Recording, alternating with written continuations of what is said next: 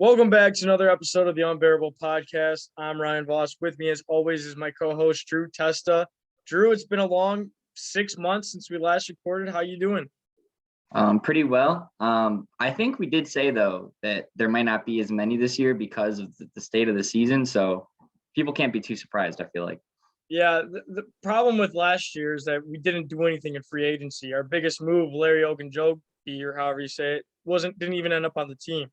Right. Can't say the same thing about next year, given that we're going to have double the next person in cap space as of right now. 130 million, like it's nuts. Obviously today we're recording because Bears have been making headlines lately. Like I think they're probably the biggest story of the past week in terms of who they shipped out and who they brought it in. You want to get that conversation started? Yeah. So I think the best way to do this is just chronologically. We'll talk about all the moves and just talk about each one individually. So obviously the first one was Robert Quinn. The most boring move easily, in my opinion. Got rid of him for a 4th-round pick to the Eagles. There's really not much to talk about this one, honestly. I think it's a good deal for both teams, and it makes sense for both parties involved. Yeah, Robert Quinn, he did not win. He had set the record for the most sacks in franchise history last season. However, it didn't really feel like we were losing such a beloved player. It wasn't like it was Akeem Hicks. Like Akeem Hicks, who maybe left less of an impact on the stat sheet, that was a little bit sadder when we didn't retain him because he was beloved. He was around the team for a while, around the team when we were successful. Quinn was never here when we were good. He actually, I'd say a lot of fans didn't care for him because of his first season in 2020 when he was a dud. So, at this point, we're not going to keep him after this year. He's getting older. Get what we can for him. We don't need him for the rest of the season. If we get a 4th-round pick, by all means, we can also free up some cap space for next season. Yeah, that's a good point. We never won with him. The season where he broke our single season sack record, I feel like there wasn't much fan interest going on. So, I mean, it wasn't like we were in the middle of some playoff hunt and it was like, well, Robert Quinn's sacks lead us to the playoffs. It was kind of just a boring year. We didn't even have a 1st-round pick. So no one was really paying that much attention to the team. So it kind of actually flew under the radar. Like it didn't get talked about, I think, as much as it should. Because the Bears are a team obviously known for defense, and you set the single season sack record, and I feel like no one even talks about it. But yeah, obviously a great player, had a great season last year, and Philadelphia needs him way more than we do right now. So like you said, get whatever we can for him. And he's on a little bit better of a defense in Philadelphia, so he might actually produce. One interesting note, just while we're on Robert Quinn, is all that production last year pretty much came without Khalil Mack. Like that was just a man on a mission last year. So maybe going to Philadelphia, he gets that fire lit inside again, and he's back to last season's production. On the flip side, maybe there was no pressure on him, so he's just going off. Now that he's on a good team, he's going to get all nervous again. Who knows? But I guess that's not really make any sense because there wasn't no pressure on him this year either, and he wasn't doing much for us. But Philadelphia will definitely use him good. Their defensive line is already stacked, so he's basically just going to get one-on-ones all day long to just go after the quarterback and not have to worry about anything else. All right, next. Probably a move. I'm not sure where your stance is on this. I know where your stance is on the next one. I think I'm very much in the camp. I'm actually kind of glad we traded Roquan. I don't know. What's your initial take? I think there's 2 ways to look at this, and both are equally valid. One is Roquan Smith plays, if we're going to be honest, as great of a player as he is, a non-impact position. While he is elite at that position, it's still a position that doesn't bring a ton of value. So why not get a high draft pick and trade him to a contender? The other side, people are going to say is, well, we're sitting here talking about all this cap space we have. Let's lock up, an elite talent player, even though he might not play that valuable position because we'll still have so much cap space. So I could see both sides of the coin. I'm glad they actually got decent value. Like if we would have traded him for like anything less than a 2nd-round pick, now would have just been trading him just to trade him, which I don't agree with. But the fact that we actually did get decent draft compensation, it's like, all right, it's not that big of a deal to me. We did, yeah. So we got a 2nd and 5th for Roquan Smith. This was the final year of his contract. If we were going to have him on the team next year, we would either have to work out a deal with him or tag him. And he's looking for at least $20 million a year. You mentioned that that's kind of a luxury position. You're not going to build your team around a linebacker. That's right. Like kind of the last step. You need to start with the trenches. Really, it's still line, defensive end, but also quarterback and wide receiver. Which we'll get into the next move. It's hard not to talk about the Roquan move and the next move. I think the Roquan move made the next move possible, and I'm completely cool with it. But I don't know. Roquan was never my favorite player. He's always had some kind of drama. When we Yeah, yeah. first drafted, he wanted to sit out. He didn't want to sign his contract. Then there was I don't know if you remember this, but some situation He with his crashed his car. car. Yeah, Yeah, yeah. some weird situation. His car. He's got his house broken into. Lost his playbook. Right. When he was still in Georgia. I know he was like posting pictures on like boats in the middle of like the week of a game week or something like that. I'm pretty sure it was like, yeah. And all this, we don't, and surprised with all this drama, we never really got the truth of all this. There was Yeah. also the situation back in May where it was rumored him and an underage girl. Oh God, I didn't know about that one. Oh, wait, no, I do remember that when the text messages got leaked or whatever, Yeah, right? and there's some girl from That South okay, Africa. that's All I'm anyone can saying, post a screenshot. I can post a screenshot on Twitter right now and say Tom Brady's trying to have sex with me. He's gay. You know what I'm saying? Like, all I'm saying is just one thing after another. There was always some kind of drama with Roquan, and then this year it's the holdout. He did say he wanted to be traded, so it's just kind of like he seems like a headache. He seems like a nice guy. He puts up the image of a super nice, smiley guy, but there seemed to be something going on at behind the scenes that just rubbed me the wrong way. So is this a player we're going to pay $20 million for, and he's not going to really fit the direction of our team? We're rebuilding. So why do we need a stud linebacker, right? Like, can't we use that $20 million on offensive linemen? That's what I'm thinking. I agree, and I'm not a big fan of attacking people's lives off the field because we don't know what these people are going through. We don't know them that well. It's not really my thing, my place to say. But at the same time, if a flurry of things continuously happen to the same guy, it's kind of hard, like, not to follow that trend. Yeah, I don't know. I mean, Roquan, it's not like he's an older player. He's still young. He could have been a foundational piece for our defense if they decided to go in that direction. That's just not what they chose to do, and I don't really have any problem with that. Yeah, another thing too is that there was a scheme change. Had Roquan balled out in his new position, maybe it's a different story. It's also not the regime that drafted him. Had Ryan Pace still been the general manager, I'm sure he's locking Roquan up because that's really his only successful first round pick, except for maybe Fields. So because of coaching change, regime change, scheme change, we weren't going to pay the guy. It didn't seem like it. It seemed like we tried. He took negotiations not in a professional manner, saying he needs the McCaskies involved. He doesn't have an agent. So this whole summer, it was just kind of a mess. It didn't seem like it was going to get sorted out.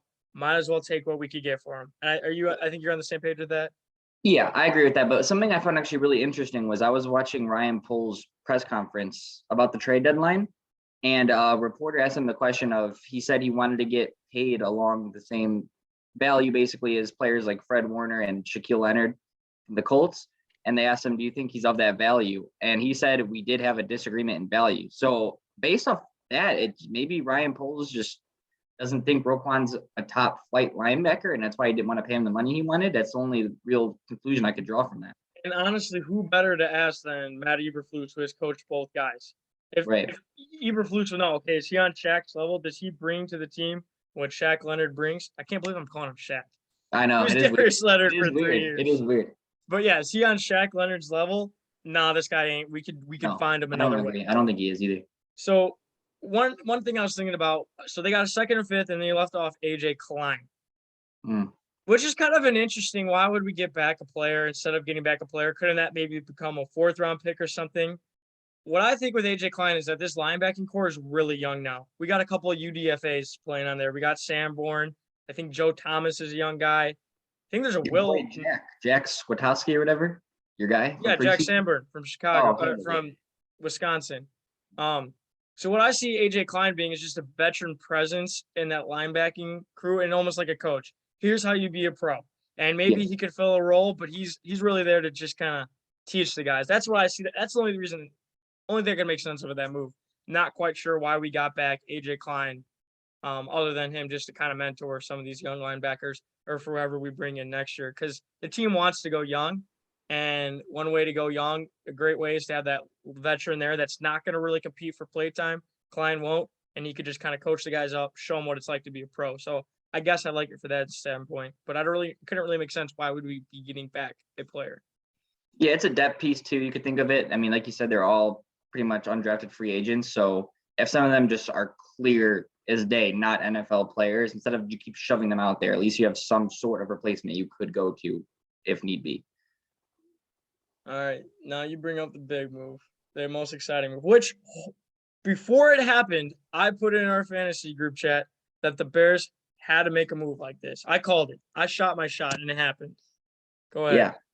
The big man himself from Notre Dame, Claypool, got traded to the Bears. I absolutely love this move. I think it gives Fields the exact type of target he needs, a big body, fast, obviously can go grab the jump ball. And a thing that a lot of people are not talking about as much as, at least that not from what I've seen, is he's the only guy on our team who is a legitimate elite red zone threat. Someone who could first and goal, second and goal, third and goal, whatever it be, you could throw him the ball in the end zone and feel confident about it. I think he's the only one we got. Which we've had some troubles with that. I mean, if that ball to Mooney that ended the Commanders game, if it was to Claypool, we would have won that game. Yeah. Pretty much guaranteed. Whenever we get in the end zone, really all we're trying to do is we're running. You know it's going to Montgomery, it's going to Herbert maybe, or it's Fields. That's how I think it's been the last few games. So now we got a receiving threat that can open up and, cause some different things once we get into the red zone. That's a great point you bring up. Yeah. Chase Claypool is someone who the Steelers tried moving him to the slot this year. I don't understand why. He's obviously way too big of a body to be playing inside. That just never made any sense to me. And you're kind of taking away his best trait, which is going to get the jump ball because he's running a lot of underneath patterns. He's not really getting to go vertical, which is what he's good at. So that's why his stats might be a little bit down this year because I saw a lot of people talking about that. Chase Claypool has had, if you look at his rookie year, he put up over 800 yards and 12 touchdowns. And I don't even think that's like his maximum of what he could be. I really don't. I think he could be a lot better than that. The thing with Claypool, it's his rookie year. Everyone was all on board. Everyone's like, Claypool's going to be a guy. When he came out and said, like, I'm a top 5 wide receiver, whatever he said. He got laughed at. You should believe that after your rookie season. That's a great rookie year. The reason people kind of soured on Claypool is he didn't have the greatest second year, but it's not a terrible year. You said on the last 2 seasons, he's averaged about 60 catches, 800 yards. Yeah. And if you could get that out as a second rounder, that's a second round pick that you used correctly. So earlier in the day, before we made the move for Claypool, I said we need to go out and get a wide receiver. That way he could start getting in there now and helping out Fields. He could build chemistry with Fields. He could build chemistry with all season long. If we go get a veteran wide receiver, which I was thinking Derry Judy, Claypool is probably the second guy I'd want. So we're right there. And actually, the more I think about it, maybe the more I like Claypool because Claypool's had some actual success in the NFL. Yeah. You take a second round pick, which between the first round pick, second round pick, and the other second round pick we got from Roquan, those 3 picks, one of those is guaranteed to be a wide receiver in the draft. Now we just got one. We can now use that first round pick somewhere else, that second round pick somewhere else if we want to too. We just took care of receiver, which we were going to take with one of those 3 picks, and he's a proven commodity. We're not taking a chance on a guy like Christian Watson. The Packers use a second round pick on Christian Watson. It's not really working out. He's got to have that learning curve. He's got to adjust to the league. Claypool's already ready to go. He knows what the league. He's had success in the league. And I feel like Fields needed a guy like that to come in, and he's ready to go, ready to rock and roll. Fields can carry this momentum that he's had the last 2 or 3 weeks.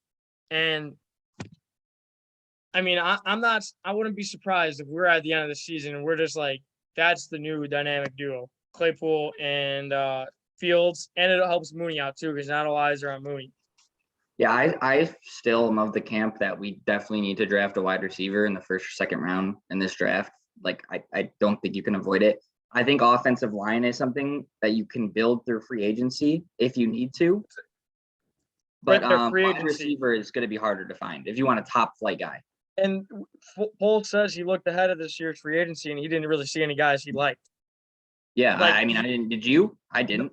Jacoby Myers is the best one in my opinion, but okay. Which the Bears might end up paying for Jacoby Myers. I mean, if Jacoby's asking $15 million a year, I'd give him that. He's probably going to want more in today's market, but yeah, no, that's a hard pass for me.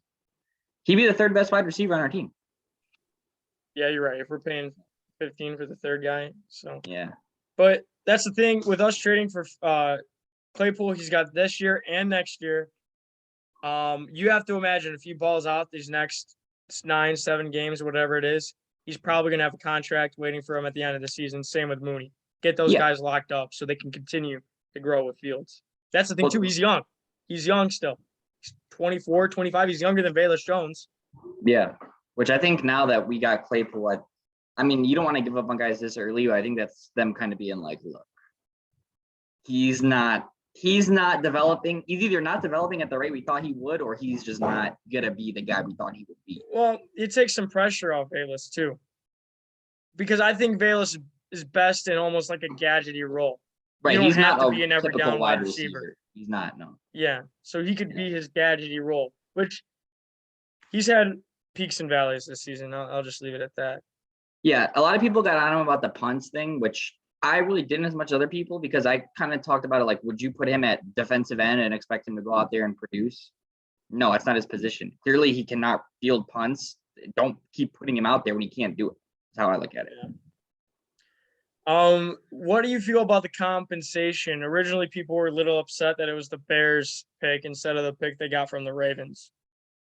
Well, I don't know if this is true, because I heard this on Twitter, which you can never be 100% certain about stuff you hear on there. But I read a lot of people saying that the Packers offered their second round pick for Chase Claypool.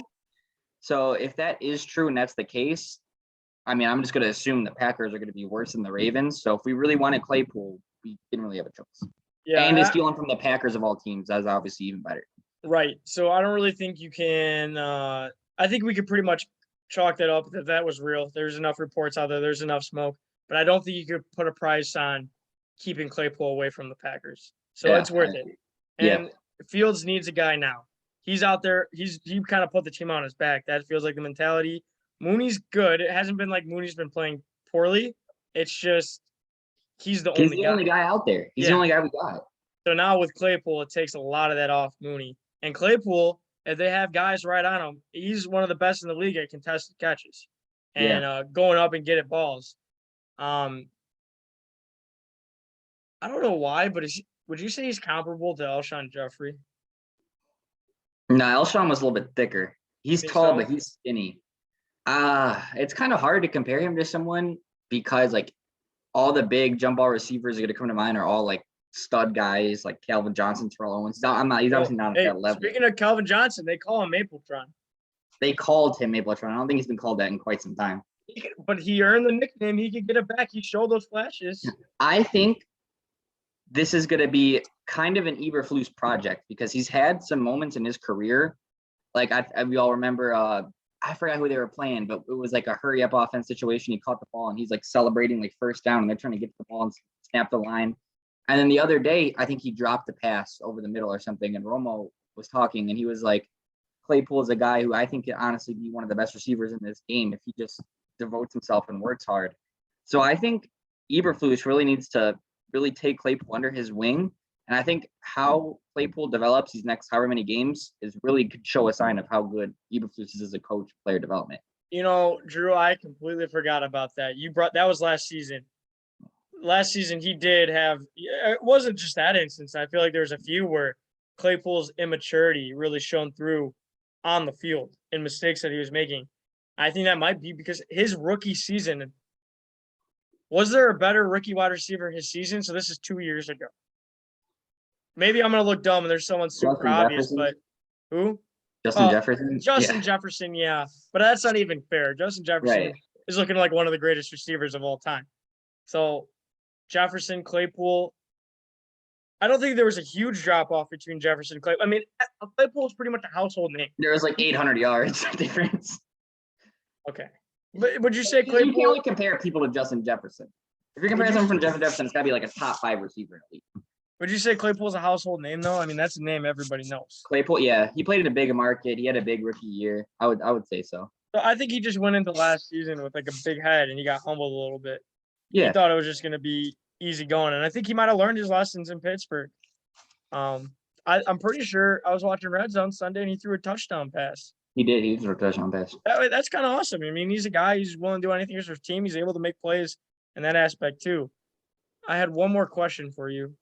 Give me a second to think about it. You can go ahead and talk if you got anything. Yeah, there's something I want to say. It seems like Ryan Poles, one thing he's taken from his days at Kansas City is he's trying to get players. I mean, Velus Jones, Khalil Herbert, Chase Claypool. If you look at the track record, he's trying to get players who are good with the ball in their hands. And that's really good when you have let's say a bad offensive line because Fields was able to get rid of the ball quickly, get it to someone and have them do the heavy lifting of getting most of the yards. He doesn't really have time to set up and hit deep shots, which I think is good. And if you look at the track record of the players they've gotten, it kind of backs that up.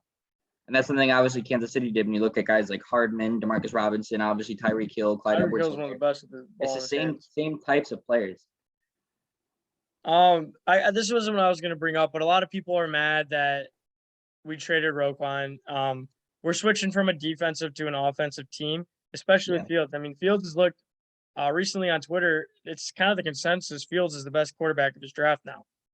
Of his draft class. It's hard to deny that. Yeah. So I mean, Trevor Lawrence started off hot, but he's not really been that good the last couple of weeks. I would say Fields' play recently has rewarded almost Claypool.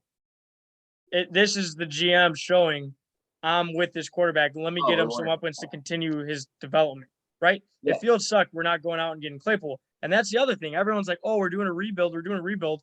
Why are we being buyers? This isn't we're buying to compete. This is we're buying to grow. This is a growth move. We're trying to – this is part of the rebuild. We're trying to have some growth for Fields, you know? It doesn't really make a whole lot of sense, too, because in 8 weeks, the season's going to be over, and then everyone's going to be saying, spend money, spend money, spend money. So, like, what's the difference? Now, here's one thing I want to say about the cap space we have, and this is, like, honestly, like, the number one thing that is really making me nervous. We have, like, 130 million in cap space, right, this year? 130-ish million? We do, yeah. We don't have to spend it all at once, okay? No, we can spend 60 million could carry over to next year. Spend just to spend on some mid players. Go get players that actually are going to make a difference. Don't just like the Jaguars. No disrespect to Christian Kirk. He's a solid player. Don't pay average dudes way overpriced just because you have the money to spend. Please, we can wait till next year. We can wait till the year after that. You know? I would agree with you. I think, however, the way I've seen it so far is Ryan Poles has been very calculated. Yeah, no, I agree. Well, Ryan Pace's move would be, let's spend money just to bring in guys. I don't think Poles would do that. I don't think he would do that based off the moves he's been making. If he wants to spend money, then he should have spent money and paid Roquan, right? Yeah. I think he's going to be very calculated on who he brings in. We could talk more about free agency later, just because it's a little ways off, and who knows? Maybe because we have the money and we have some picks, we could make a move like the Dolphins did for Tyreek. They had some extra assets. They had some cap room. I'm not saying we're getting a Tyreek, but we could be in the market to make a move like that now, right?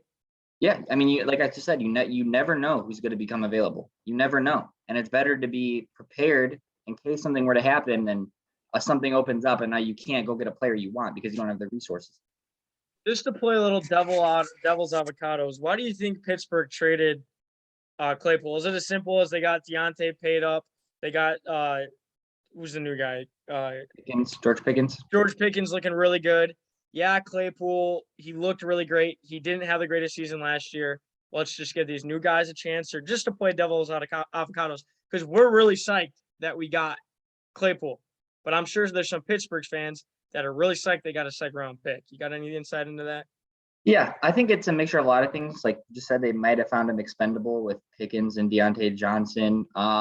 I think as much as we see ourselves as a rebuilding team, which we are, we at least feel confident that we have a quarterback right. Like we feel good about Fields. I don't know if they feel good about Kenny Pickett, so they're just trying to throw as many shots at the dartboard as possible. I also think it's very likely because of these immaturity issues with Claypool that we talked about, he could have been in Mike Tomlin's doghouse, which I'm sure he has a lot of authority over there. So I think it could be a mixture of those things for sure.